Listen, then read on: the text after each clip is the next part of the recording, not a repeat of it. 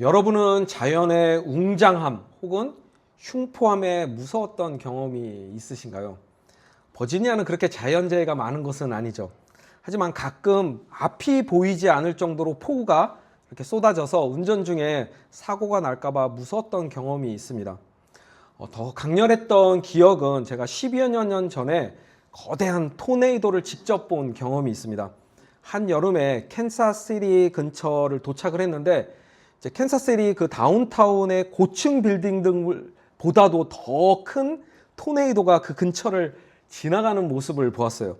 조금은 먼 거리였는데도 너무나 선명하게 보였는데 이게 경이로우면서도 한편으로는 우리 쪽으로 올까봐 너무나 무서웠던 그러한 흔치 않은 경험을 했습니다. 이처럼 자연의 거대함을 마주하게 되면 우리는 우리의 나약함을 깨닫고 또 우리의 한계도 인지하게 되는 것 같습니다. 조금은 상징적이지만 우리는 인생에서 이러한 폭풍이나 토네이도를 만나는 그러한 경험을 하게 됩니다. 그리고 이러한 순간들은 우리에게 큰 두려움과 혼란을 가져다 주죠. 갑작스럽게 찾아온 질병으로 인하여 건강이 무너지거나 뜻하지 않게 깨져버린 돌이킬 수 없는 그 관계의 아픔이나 상실의 고통, 경제적 어려움 혹은 도저히 해결 방법이 보이지 않는 상황 등을 우리는 마주하게 된다는 거예요. 이때 우리들의 첫 반응은 대부분 그 자리에서 어떻게 됩니까? 얼어붙습니다. 혼란스럽고 머릿속은 온통 하얘지며 몸은 경직되어서 눈만 껌뻑이고 상황을 부정하게 되죠. 그렇게 조금 시간이 지나야 그때서야 기도가 아닌 주님 지금 어디에 계십니까? 이 고통의 절규가 입에서 흘러나오게 된다는 거예요. 우리는 오늘 이러한 순간을 다루는 말씀 앞에 서게 될 것입니다. 이 시간 말씀 앞에 서게 될 때에 우리는 먼저 두 가지 질문을 하려고 해요. 첫째는 그리스도인은 이 인생의 폭풍을 어떻게 이해하고 해석해야 하는가? 두 번째는 그리고 주님은 이 폭풍 속에서 무엇을 하시는가? 사랑하는 여러분, 이 질문의 답을 발견하는 순간 우리의 믿음은 결코 예전과 같을 수 없을 것입니다. 왜냐하면 오늘 말씀이 예수님은 누구신지를 온전히 드러내는 더없이 결정적인 표적이기 때문입니다. 우리는 예수님의 다섯 번째 표적, 물 위를 걸어오신 예수님에 대해서 나누려고 하는데 이와 동일한 내용이 요한복음만이 아니라 마태복음 14장과 마가복음 6장에도 기록되어 있습니다. 그런데 우리는 이 표적에 대해 나누기에 앞서 이전에 일어났던 우리 네 번째 표적 사건에 대해서 다시 한번 살펴볼 필요가 있어요. 그 이유는 예수님과 제자들이 왜 함께 있지 않았는지, 그리고 지금 제자들이 마주한 이 상황이 자신들의 의도와는 전혀 무관한 예수님의 명령이었다는 사실을 우리가 알 필요가 있기 때문입니다. 예수님의 네 번째 표적인 오병이어의 사건이 일어난 후에 군중들은 예수님을 억지로 잡아다가 자신들의 왕을 삼으려 했습니다. 자신들의 정치적인 메시아, 필요를 채워주는 그 공급자로 삼으려고 했어요. 마태복음에 보면 예수님은 이 제자들을 재촉을 해서 배에 태워 먼저 갈릴리 바다 건너편으로 가게 하시고 군중들은 다 집으로 돌려보내십니다. 그리고 예수님은 홀로 기도하기 위해 산으로 올라가셨어요. 제자들은 배를 타고 지금 갈릴리 바다를 건너서 가버나움을 가는 도중에 폭풍을 만납니다. 19절을 원문으로 보면 25에서 30 스타디온, 그 스타디온을 갔다고 기록을 하고 있는데 오늘날로 약 3에서 3.5마일 정도입니다. 마가복음에 의하면 갈릴리 바다 그 한가운데서 폭풍을 만났습니다. 더구나 날은 이미 어두워졌고 예수님도 함께 있지 않는 상황이라는 거예요. 사랑하는 여러분, 사도 요한은 지금 그날을 회상하면서 단순히 우리에게 날짜 정보를 전달하는 것이 아니에요. 그들의 상황이 얼마나 위험하고 위태로운 상황이었는지를 지금 우리에게 알려주고 있다는 것이죠. 자, 지금부터 우리는 이 폭풍 속에서 죽음의 위기 앞에 놓여있는 제자들과 이들을 찾아오신 주님의 이야기를 나누면서 예수님은 인생의 폭풍을 없애시는 분이 아니라 우리를 구원하시기 위해 폭풍 속으로 들어와 우리를 찾으시는 주님이라는 이 진리를 깨닫기 원합니다.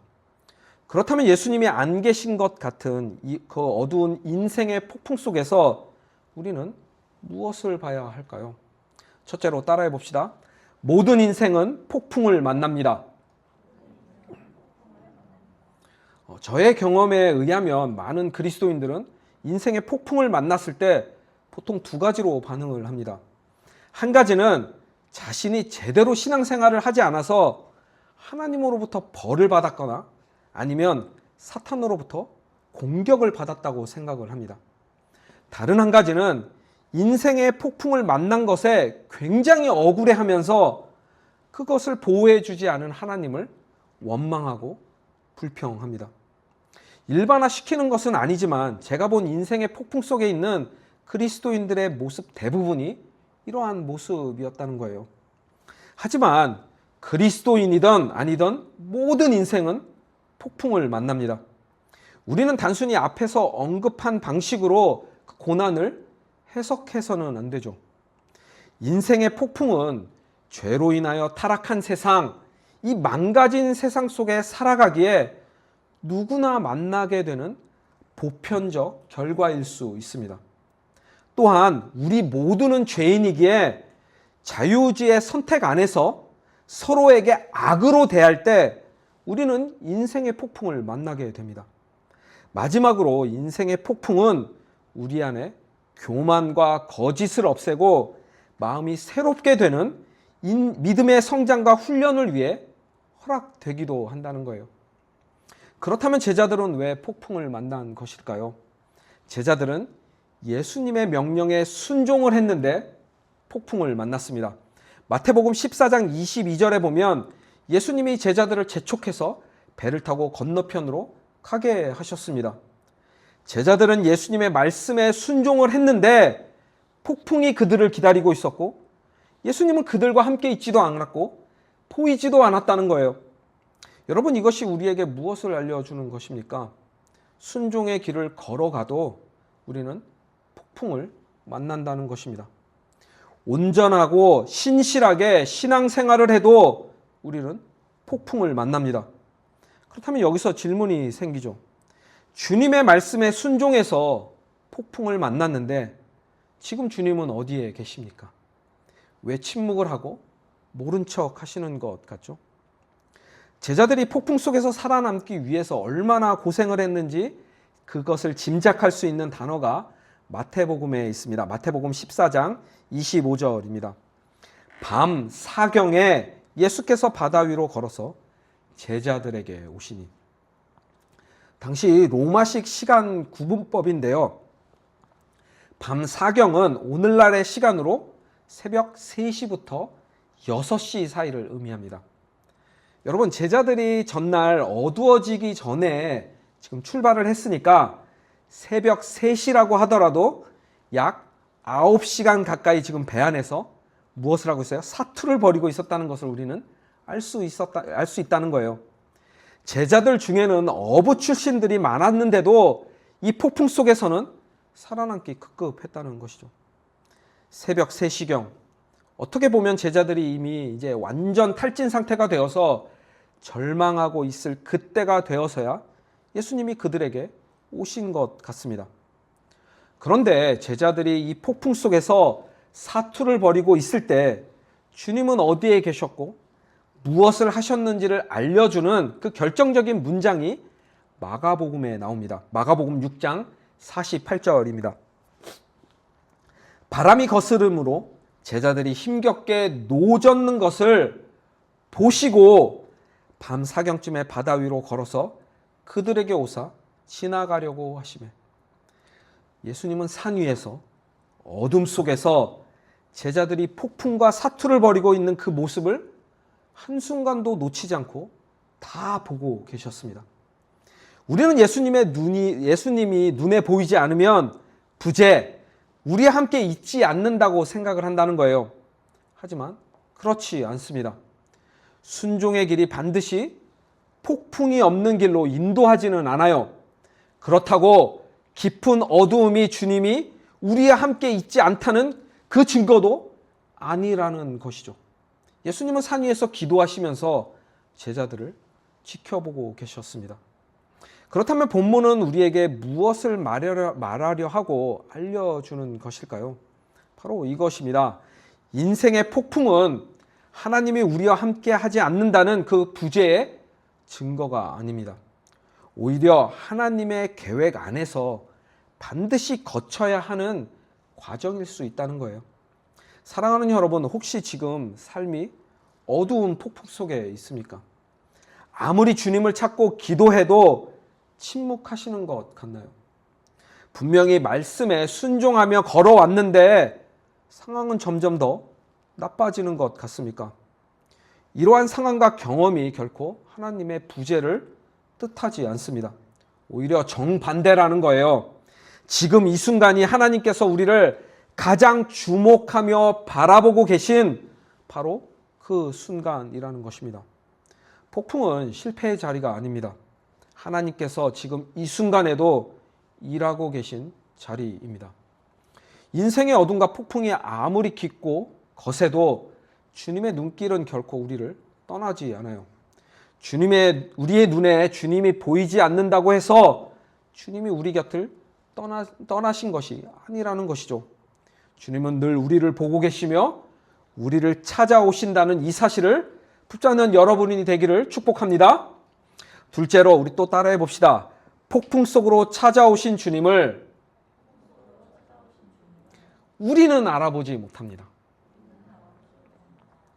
사랑하는 여러분, 주님이 우리를 보고 계시고 폭풍 속으로 우리를 찾아오신다고 우리가 나눴어요. 그런데 문제가 있다는 거예요. 그렇게 찾아오신 주님을 우리는 정작 알아보지 못한다는 것입니다. 마태복음, 마가복음 그리고 요한복음 모두 찾아오신 예수님을 제자들이 알아보지 못했다고 기록을 합니다. 19절입니다. 제자들이 노를 저어 10여리쯤 가다가 예수께서 바다 위로 걸어서 배에 가까이 오심을 보고 두려워하거늘.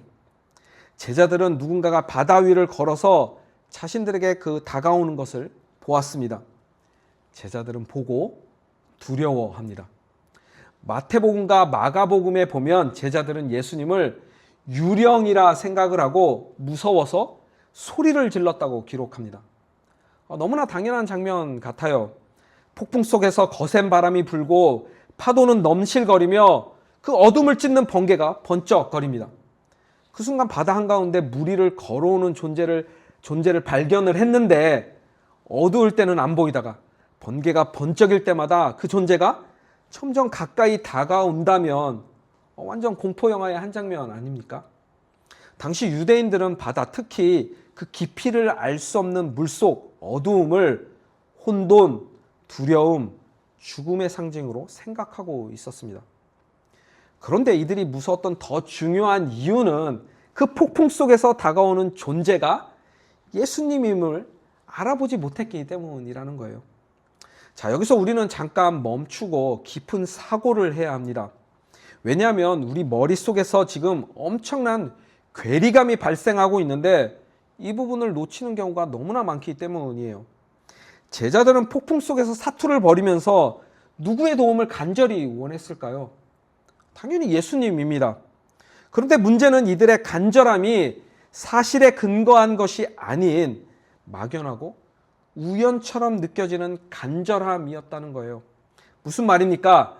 예수님의 도움을 원하면서도 제자들은 예수님에 대해 온전히 알지 못했고 그 주님의 능력을 제한하고 있었다는 거예요. 그렇게 예수님이 물 위를 걸어오실 때 알아보지 못하고 두려워했다는 것이죠. 도움을 원하면서도 한편으로는 설마 지금 예수님이 우리와 함께 있지도 않고 바다 한가운데 폭풍 속에 있는데 어떻게 우리를 도와주시겠어? 우리 힘으로 어떻게든 헤쳐나가야지. 이렇게 생각하고 있었다는 거예요.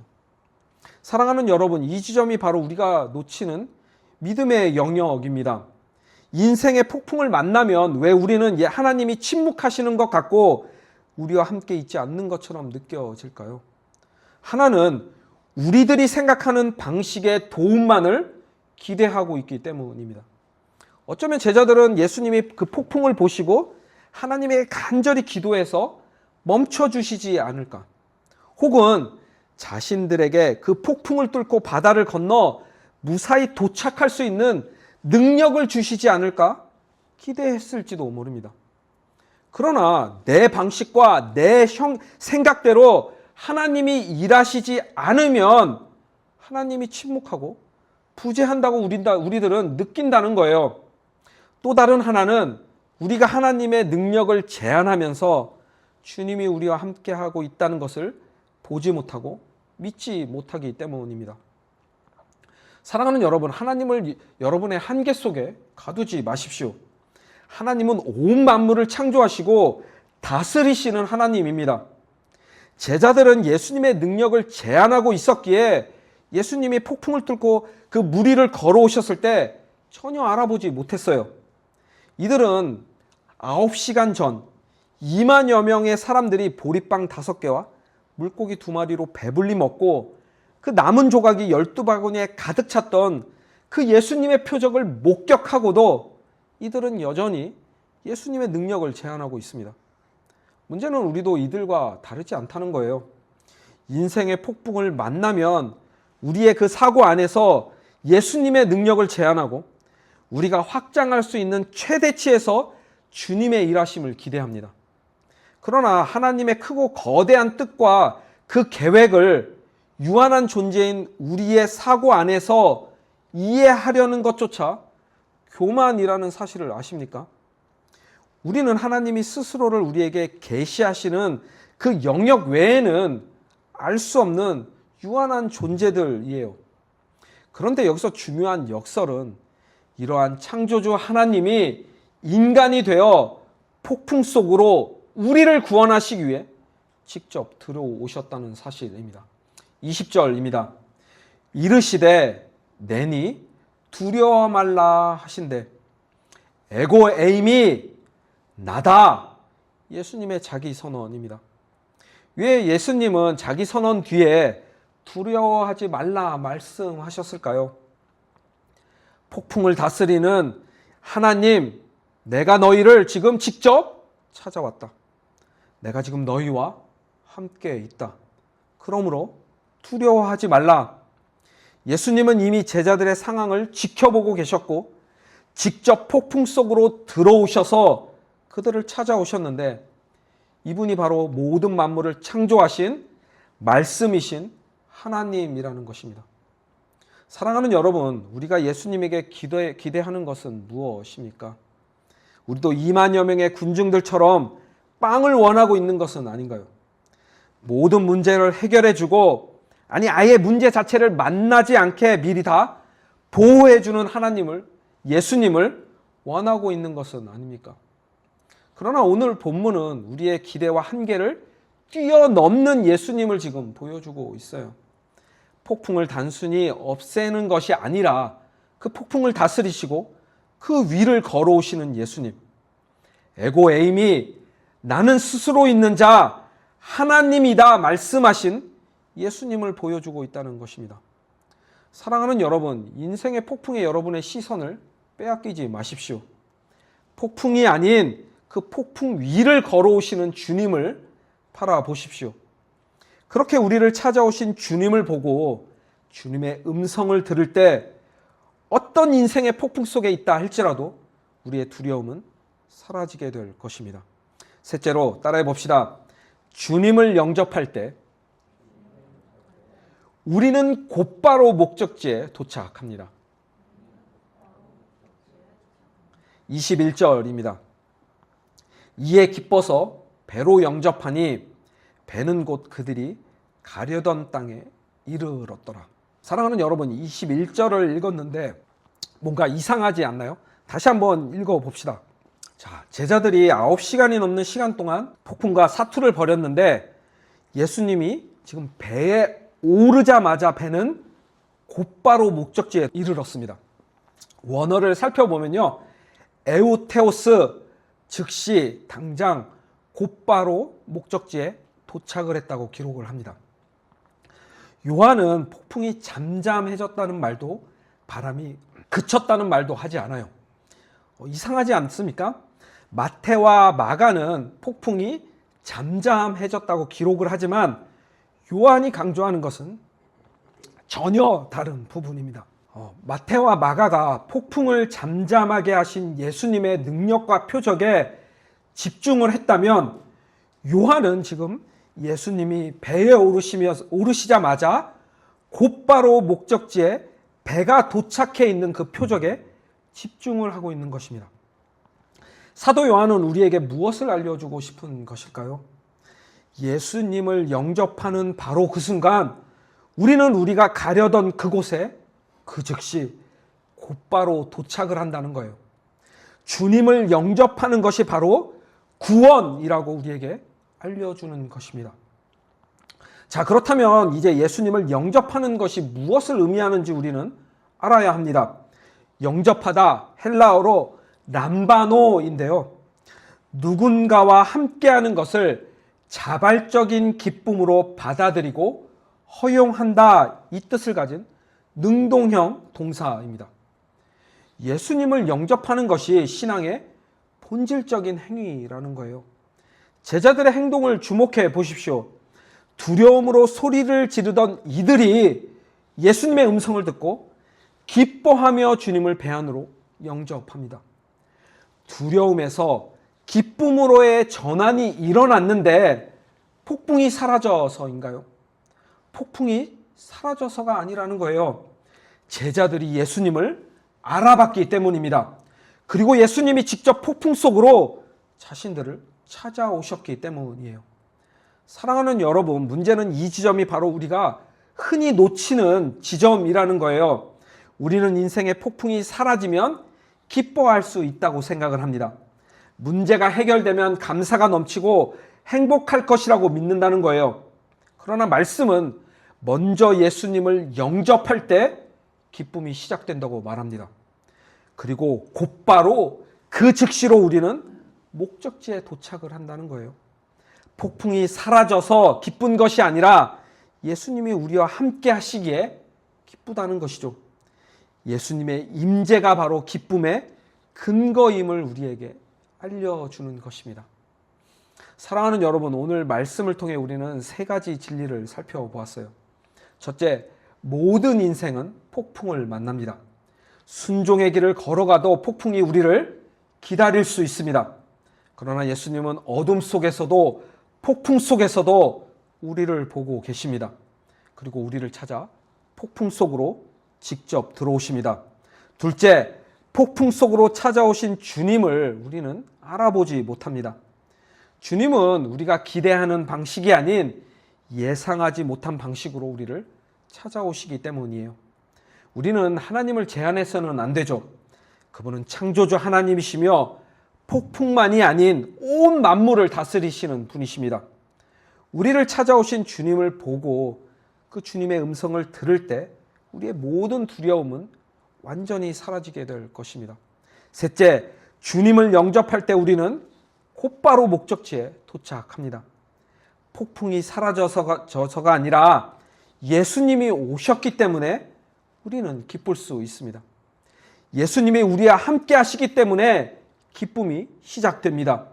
그리고 주님을 영접할 때 우리는 궁극적인 그 목적지에 곧바로 도착하게 됩니다. 그 이유는 주님을 영접하는 것이 바로 우리의 구원이기 때문이에요. 사랑하는 여러분, 이처럼 예수님은 우리의 인생의 폭풍 속으로만 찾아오셨나요? 예수님은 갈릴리 바다의 폭풍 속에만 오신 것이 아니라 가장 깊고 가장 어두운 십자가의 폭풍 속으로 우리를 대신하여 들어가셨습니다. 우리가 받아야 할 그 죄에 대한 하나님의 공의와 심판과 그 진노를 십자가 위에서 예수님이 다 받으셨습니다. 여러분, 주님은 우리의 폭풍을 없애기 위해 오신 것이 아니라 우리를 대신하여 그 폭풍을 막기 위해 오셨다는 거예요. 예수님은 십자가의 그 폭풍을 피하지 않으셨습니다. 우리를 구원하기 위해 그 가장 어두운 폭풍 속으로 직접 걸어 들어가셨습니다. 그리고 사흘 후 그분은 부활하셨습니다. 폭풍을 이기고 죽음을 이기고 돌아오셨어요. 그렇기에 에고 에임이 나다, 두려워하지 말라는 주님의 말씀은 나는 내가 가장 두려워하는 그 폭풍, 죽음과 심판의 폭풍을 이미 다 통과했다. 나는 그 어떤 폭풍보다 크다. 그러므로 지금 내가 겪고 있는 이 폭풍이 결코 너를 해할 수 없다. 내가 너와 함께하기 때문이다. 나를 기쁨으로 영접하면 된단다 말씀하십니다. 사랑하는 여러분, 17세기 스코틀랜드의 사무엘 레더포드 목사님은 신앙 때문에 나라에서 추방을 당하고 목회도 금지된 채 홀로 에버딘에서 유배 생활을 했습니다. 사랑하는 교인들과 완전히 단절된 상태에서 설교는 할 수 없지만 그분은 교인들에게 편지를 써서 목회 사역을 감당을 했어요. 그의 편지들 중에 이러한 구절이 있습니다. 나의 감옥은 내게 왕궁이요 그리스도의 잔치집입니다. 그리스도가 함께 하신다면 감옥도 왕궁이 됩니다. 유배의 고독과 사역 금지라는 그 폭풍 한가운데서도 그는 예수님을 자신의 삶 한가운데 온전히 모셔드렸습니다. 그리고 그 폭풍 속에서 가장 깊은 기쁨을 발견했어요. 지금 이 자리에 인생의 폭풍 속에 계신 분이 있습니까? 오랫동안 기도했는데 응답이 없는 것 같아 낙담하고 지친 분이 계시는가요? 순종을 했는데 오히려 상황이 더 나빠져서 혼란스러운 분이 계십니까? 오늘 이 말씀을 기억하고 믿음으로 붙잡으십시오. 인생의 폭풍이 아닌 그 폭풍 위를 걸어오시는 주님을 바라보십시오. 폭풍이 사라지기를 기다리는 것이 아닌 주님의 음성에 귀를 기울이십시오. 주님은 나다, 두려워 말라 말씀해 주십니다. 그리고 예수님을 기쁨으로 영접하십시오. 주님이 배에 오르시면 여러분은 그 즉시 목적지에 도착할 것입니다. 사랑하는 여러분, 예수님은 인생의 폭풍을 없애주시는 분이 아닙니다. 주님은 우리를 구원하시기 위해 직접 폭풍 속으로 들어와 우리를 찾아오시는 분이십니다. 주님을 바라보고 주님의 음성을 듣고 주님을 기쁨으로 영접하여 그 구원의 기쁨을 누리는 저와 여러분이 되기를 주님의 이름으로 간절히 축복합니다.